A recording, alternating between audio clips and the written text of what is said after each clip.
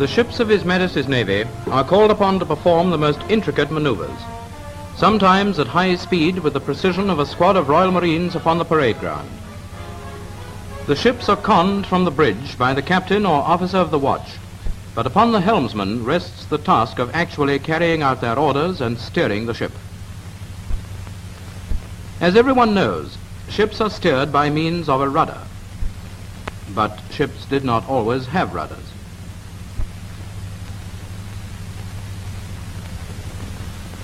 This galley is the type used by the Romans in their invasion of Britain in the year BC 55.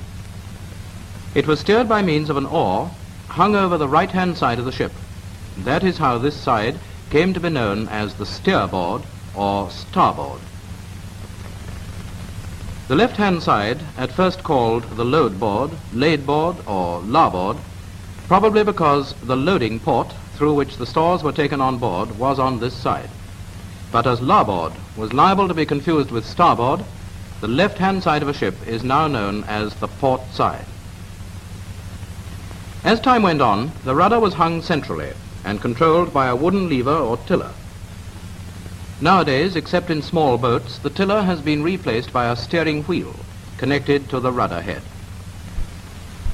In large ships, the steering wheel operates a special steering engine, which in turn provides the power needed to move the heavy rudder from side to side. The steering wheel is so arranged that when the top of the wheel is turned to starboard, the rudder and consequently the ship's head also turns to starboard. Conversely, when the top of the wheel is turned to port, the rudder and consequently the ship's head turns to port. The great thing to remember is that when going ahead, the ship's head will move in the direction in which you turn the upper part of the wheel, just like driving a car. The maximum steering effect of the rudder is established when it makes an angle of about 35 degrees with the center line of the ship. This position is known as hard a port or hard a starboard and is only used in emergencies. The maximum amount of rudder used normally is 30 degrees. Most of the scenes you will be shown take place in a destroyer's wheelhouse. Let's go over the ground and take a look at it in detail. In the center is the steering wheel, with an indicator which follows the movements of the rudder. Immediately in front of the wheel, where the helmsman can see it easily, is the gyro compass steering repeater. In all modern ships, the circular type of gyro compass repeater has been replaced by the tape repeater, which you see here. And in front of the gyro repeater stands the magnetic compass for use if the gyro breaks down. Now, we know that the wheelhouse is situated under the bridge, and orders therefore are passed down to the helmsman by voice pipe. These orders must be repeated instantly and accurately and put into effect at once. Now, above all, don't forget that the wheel must be moved steadily and never started or brought up suddenly. Remember that the wheel controls the steering engine, and this may be damaged by sudden movements. Now, let us suppose that we are at sea and have been ordered to steer a course due north. That is a course of 360 degrees. Now we're looking at the ship's steering compass. The white line, known as the lubber's line, indicates the direction of the ship's head. It is exactly on the course we have been ordered, 360 degrees. And on that course we would stay if the sea were perfectly calm and there were no currents, if there was no wind, and if the ship's propellers were all turning at the same speed and had the same effect. But the motion of the sea, the wind, and other factors tend to throw the ship off her course to one side or the other, and constant use of the wheel is necessary. In this present case, although the wheel and rudder are amidships, the ship is slowly swinging off her course to starboard. The helmsman must correct this by steering slightly to port. Here she comes, back to 360 degrees. Ah, she's overswung a bit and is now slightly to port of her course.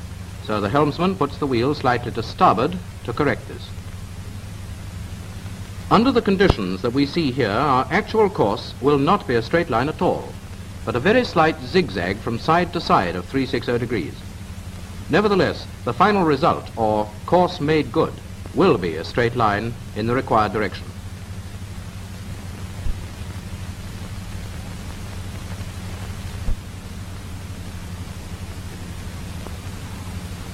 Don't you ever take your eyes off that compass? Only when I instruct beginners like you. Like to try a hand at the wheel? Yes, please. You'll never be able to call yourself a sailor till you've learned how to steer. Permission for ordinary seaman parsons to take the wheel, sir? Yes, please. Course 360 degrees. Repeat the order. What? Repeat all orders. Why? Why? Because you can't see the bridge from down here, can you? No, it's, I know where it is, all right, but they can't see you.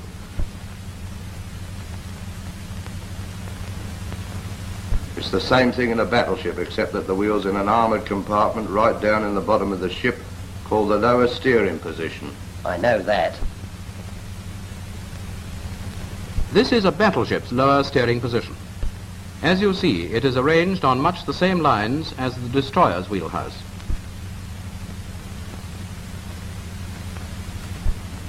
Now then, as the officer can't see the helmsman, how does he know his orders have been heard correctly if his orders are not repeated? Oh, I see. Now, don't jerk it like that now. Ease it over gently. Nice, isn't it? Standing up here, admiring the scenery. Keep your eye on the compass. Now take it gently. You're doing a thing nearly every beginner does when he learns to steer. Your course is 360 degrees, isn't it? Yes? But you're allowing the ship to swing more to one side of the course ordered than the other, so that your course made good will be miles off the course ordered. Now then, let's bring her round. You must always watch out for that. It's a very good reason for not taking your eyes off the compass. Yes, I see that. Very good. And now that you've got that, here's another tip worth remembering. The whole art of steering is to keep your eyes on the lubber's point, that's that white line there, very closely, and put in the wheel over as soon as the ship starts to swing off her course. Not wait until she's actually swung off. Ease your rudder. Now, put on a bit of opposite wheel. That's fine. How do I know how much rudder to use? You don't know. That's just a matter of experience.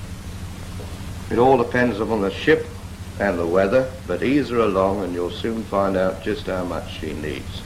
Always remembering that the secret of success is to use as little as possible. As little as possible? You see why, don't you? Well, Just think. Doesn't it stand to reason? Does it? Do you know why as little rudder as possible should be used? Let's look down on the ship from above, and maybe you'll see. She's making good progress, isn't she? Easy and steady. But now look. Too much rudder is being used. See how she loses speed. Also, she's getting a big swing on her, which is hard to stop again.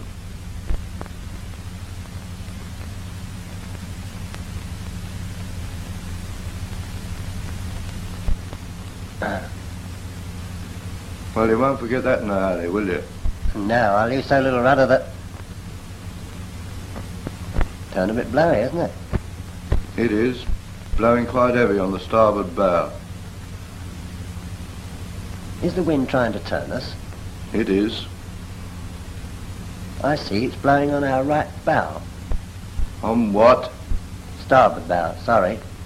Blowing on our starboard bow, trying to turn us up into the wind to starboard. So what I've got to do to keep the ship on a straight course is, well, take a look at your compass. That'll tell you. Our course was due north, wasn't it? Yes, 360 degrees. Good. So with the wind trying to force us to starboard, You've got to steer to port so as to keep on the straight course. that's it. In this case, to counteract the wind, I've got to keep the rudder turned. To port. Right. In other words, the ship is carrying 5 degrees of port wheel. Remember that. If for any reason at all the ship has a tendency to swing to port or starboard with the rudder amidships, and it's necessary to keep the rudder turned, say as now, 5 degrees to port, to steer a straight course the ship is... Carrying 5 degrees of port wheel. Good. So 5 degrees of port wheel and not amidships is in this case the position to put the wheel in to keep the ship on her course. Now then, let's try and make use of some of the tips we've had, and while we're about it, maybe pick up a few more. The sea is calm and the wind has dropped. Ready? Right. He's not doing so badly, is he? Notice that only slight movements of the wheel are necessary to keep the ship steady. Where's your rudder? Midships. What's your course? Due north. What's that in degrees? 360 degrees. That's right. What course is that? The course ordered. Right. How long do I keep her on that course? Until the order is changed. The last order always holds good until you get a new one, and don't forget that.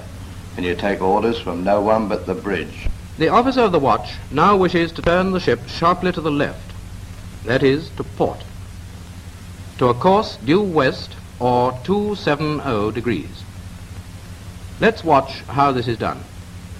Because he wants to make a sharp turn, the officer orders the maximum amount of rudder used normally, that is, 30 degrees.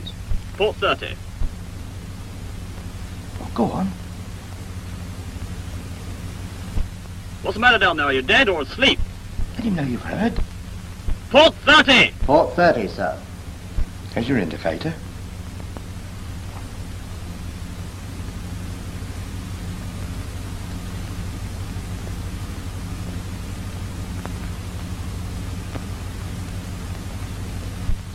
Now, what have you done?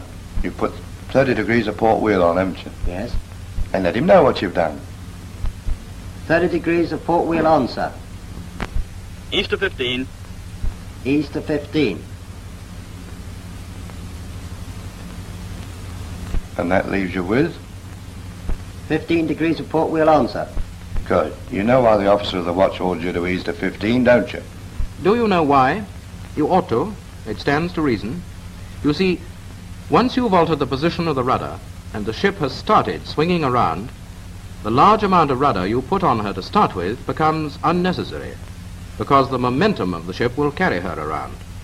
So much so that as the ship's head nears the new course, the rudder can be put to amidships. Midships. Midships. Wheels amidships, sir. But if she were left like this, the ship's momentum would carry her past the new course of 270 degrees, and so opposite rudder is applied before she reaches this course to check the swing. Starboard 10. Starboard 10, sir. 10 of starboard wheel on, sir. That's right. That's the idea.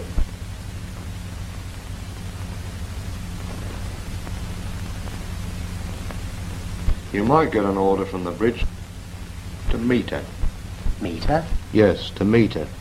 This means to put on opposite wheel to stop the ship from swinging. Now then, as soon as the ship's head is on the new course, you'll get the order steady. The minute you get the order, you read off the compass at the lubbock point. Then report what is showing to the officer of the watch. Then you've got to take whatever action is needed with the wheel to settle the ship on that course. Have you got that? Yes, I think so. Then wait for it. Steady. Steady, sir. Course 270. Get on that. Now report it. Course 270 degrees, sir. Very good. Always confirm the new course when you've steadied the ship so that the officer can check it with his compass up top. Should a small correction or alteration of course be necessary, the officer of the watch might make a change in the following way. Do not forget that our course is now 270 degrees.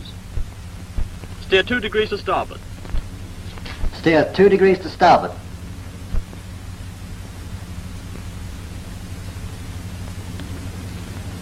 Course 272, sir.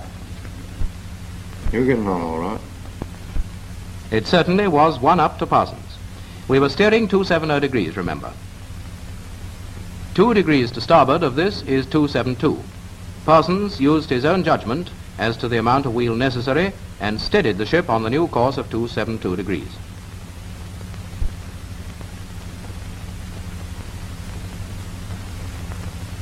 Now, the orders we've had from the bridge so far have been rudder orders. Port 30, ease to 15, starboard 10, and so on. But the officer of the watch may pass down the actual course to be steered. At present, we are on a course of 272, aren't we? Let's say the officer has to make a change of 5 degrees to starboard, so making our course 277. It's quite likely he may send down the order, Steer 277. Steer 277.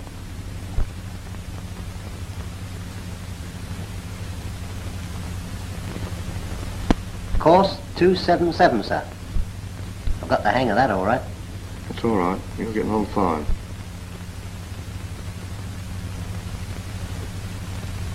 now the course we have been ordered is 360 degrees. Hey, what's your course? Where's your ship's head now?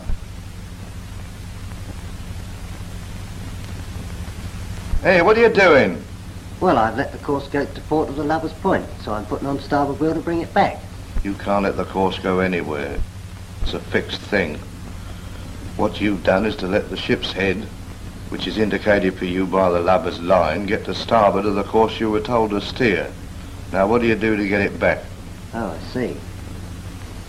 What you were doing is called chasing the lubber's line, and every cocksure young beginner makes the same mistake. Just you bear in mind these two things. You can't control the compass card, the compass does that, but you can control the lubber's line because it's the pointer showing where the ship is steering. So you must always bring the lubber's line to the course and not try to bring the course to the lubber's line. Don't let me catch you making that silly mistake again.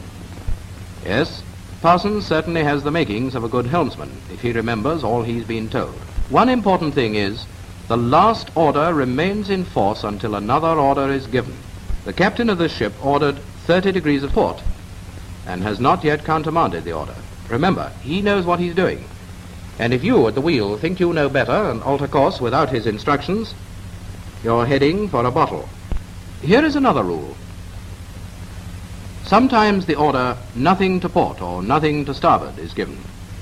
This means that the helmsman must not let the ship's head swing over to the port side or the starboard, as the case may be, owing to some danger on that side of the ship, or because the helmsman has shown a tendency to keep that way more than the other. This order, like all others, remains in force until a fresh order is given. On either side of the wheel are the engine room telegraphs, one for each engine, which pass instructions, full, half, slow, ahead or astern, down to the engine room. And on the starboard engine room telegraph is the engine revolution telegraph, which tells the engine room the actual revolutions to be used when half speed is showing on the telegraph. The revolution telegraph is disregarded when full or slow is showing. Full being as many revolutions as the boilers in use permit, slow a fixed rate arranged between the captain and the engineer officer. The speed of the ship is determined by the speed at which the engines are revolving. Engines, in the plural, because most ships have two or more with a corresponding number of propellers. Once the ship has got under way, her speed is regulated from the bridge. The captain gives orders for the number of revolutions per minute which will produce the speed he requires. These orders are given through the voice pipe to the wheelhouse. The telegraph men, by means of the engine room telegraphs, pass the orders down to the engine room, where their receipt is acknowledged by a reply gong, and their acknowledgement reported by the helmsman back to the bridge. Let's have a closer look at the engine room telegraph. There are 3 ahead positions and 3 astern positions. You will see that the telegraph is marked for each of them: slow ahead, half speed ahead, and full speed ahead. Slow astern, half speed astern, and full speed astern. Here is stop in the middle. Generally speaking, slow means as slow as the engines can be properly run, and full speed as fast as possible. The maximum revolutions that can be reached with the boilers alight at the time. Full speed, however, except in war, is very rarely used. only in an emergency or at full speed trials. All other speeds in between slow and full are ordered by setting the telegraph to half speed and turning the revolution telegraph to the number of revolutions required. The implication of half speed is not half full speed, but the number of revolutions showing on the revolution telegraph.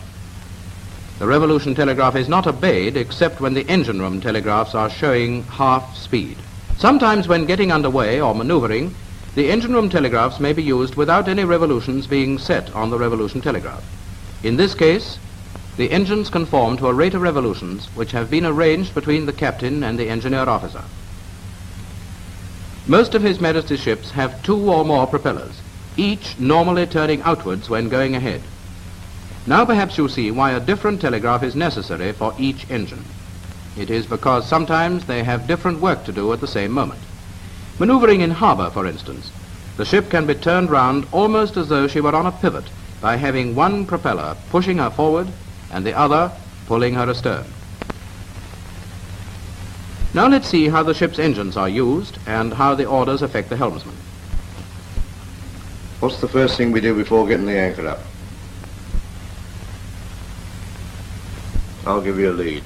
You saw that engine room artificer come up here testing the steering wheel and telegraphs, didn't you? Yes. The engine room didn't answer them. No. Well, what do? Warn them. That's right. Warn the engine room that the testing is over and that from now on all telegraphs must be obeyed.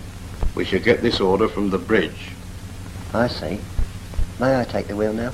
What do you think we got special sea duty men for? Entering or leaving harbour, you've got to have men who know their jobs thoroughly.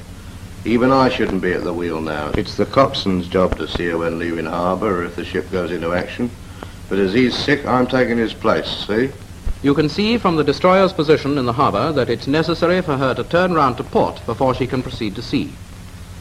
There's not a great deal of room for her to do it in, is there? Well, let's see how it's done. Port 30. Port 30. 30 a port wheel on, sir. Slow ahead starboard, lower stern port. Slow ahead starboard, slow stern port.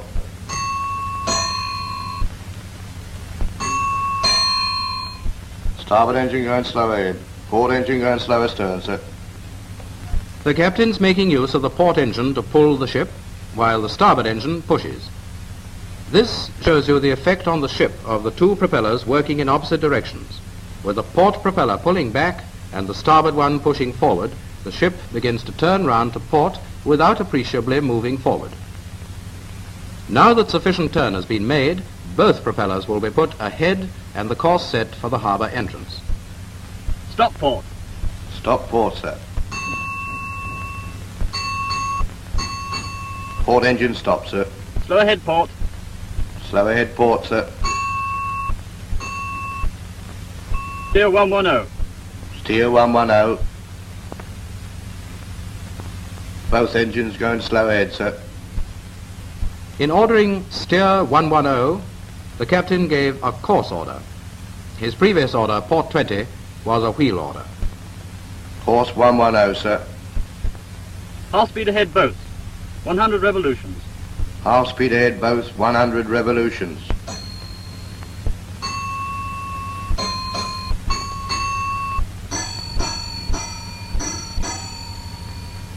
Both engines going half speed ahead, 100 revolutions on, sir. Now that half speed ahead has been ordered, the ship's speed is entirely controlled by the number of engine revolutions ordered. Should it be necessary, however, to check speed as the ship leaves harbour, the captain might order slow both for a few seconds and then return to half speed ahead both. Slow both. Slow both, sir. Both engines going slow ahead, sir.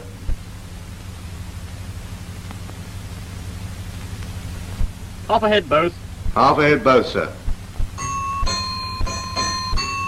Both engines going half speed ahead, sir.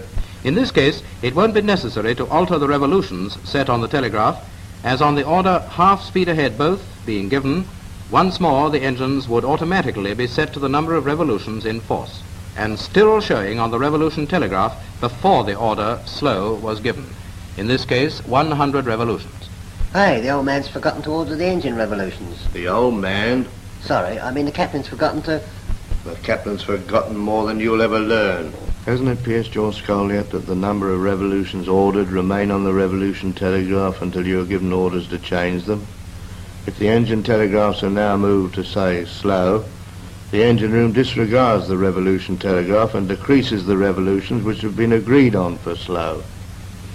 Then, when the engine telegraphs are again moved to half, they again obey the revolution telegraph, which will still be showing the same revolutions as before, unless the captain has ordered a change in the meantime. Now then, what revolutions did the captain call for when he first ordered half speed ahead? 100. And what was the next order? Slow burst. Any change in the revolutions? No. And the next order? Half speed ahead again. And the revolutions still ordered on the indicator? 100. Then 100 it is. Thank you. Forgotten me grandmother. In small ships, slight alterations of speed may be ordered in the form up 2 turns or down 1 turn. This applies to the revolutions indicator. You saw the telegraph man turning the handle when the captain gave the order for 100 revolutions. Up 2 turns means that the handle must be turned right twice in the direction for increasing speed, like this. Similarly, down 1 turn means that the handle is to be turned round once in the direction for decreasing speed. Each turn of the handle in destroyers corresponds to 3 revolutions per minute of engine speed. So the order down 1 turn means decrease 3 revolutions, and the order up 2 turns means increase speed by 6 revolutions. In large ships, however, an order for the exact number of engine revolutions required will always be given.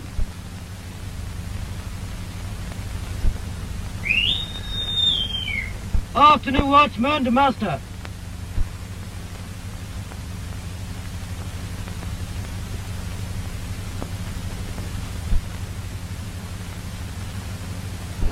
Here's our relief. On being relieved, always make sure that your relief understands all the orders that are in force at the time. Course 270, half speed ahead both, 160 revolutions. Now what have I forgotten? There have been a few changes in the orders since the ship cleared harbour, so let's have a quick look at the various indicators. See if you recognize them, and if you can pass the orders on to the relief. Well, what has he forgotten? Oh, carrying 5 degrees of port wheel. That's right. Come on. To be able to steer efficiently and well is one of the most important duties of a seaman. This art can only be acquired by constant practice and careful attention to details. Be alert, be accurate. Obey the orders from the bridge immediately and exactly.